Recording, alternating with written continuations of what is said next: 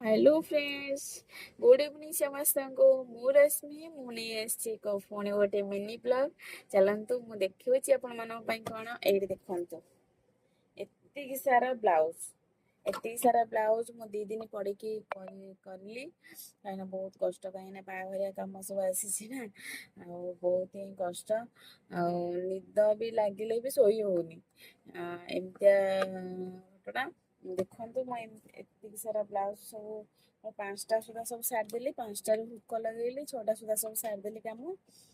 ଏବେ ବର୍ତ୍ତମାନ କାଲି ମୋର ଗୋଟେ ମାନେ ଶନି ଓଷା ଅଛି। କାଲି କାଲି ଲାଷ୍ଟ ପାଳି ନା ଶନି ଓଷା, ତାକୁ ପୁଣି ପୂର୍ଣ୍ଣାହୁତି ସରିଲେ ପୁଣି ସନ୍ଧ୍ୟା 7ଟା 8ଟା ହେଇଯିବ। ସେଥିପାଇଁ ଆଜି ସବୁ ସିଲେଇ କାମ ସାରିଦେଲି। କାଲି ତା ପରଦିନ ନେକ୍ସଟ 4 ତାରିଖରେ ମୋର ଅଛି ମେହେନ୍ଦି, 5 ତାରିଖରେ ମେହେନ୍ଦି, 6 ତାରିଖରେ ମେହେନ୍ଦି, 7 ତାରିଖରେ ଥିଲା ମୁଁ ମନା କରିଦେଲି, କାହିଁକିନା ମୋ ଭଉଣୀର ମ୍ୟାରେଜ ଅଛି ନା, ସେଥିପାଇଁ। ଦେଖନ୍ତୁ, ଇଏ ଗୋଟେ ବ୍ଲାଉଜ ମୁଁ କରିଛି, ଏଇଟା ସିମ୍ପଲ କରିଛି, ଏମିତି କରିଦେଇଛି ସିମ୍ପଲ, ସବୁ ବାସ୍ ସିମ୍ପଲ।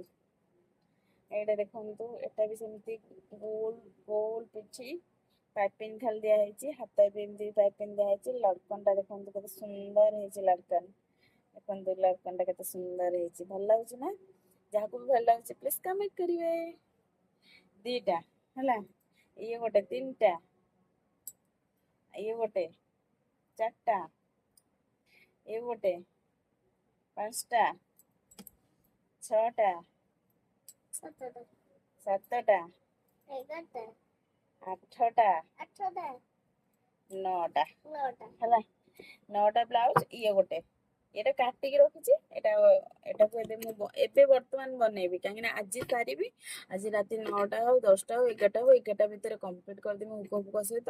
କାଲି ସକାଳକୁ ଗାଧେଇ ପାଧେଇ, କାଲି ରାତିରୁ କାଲି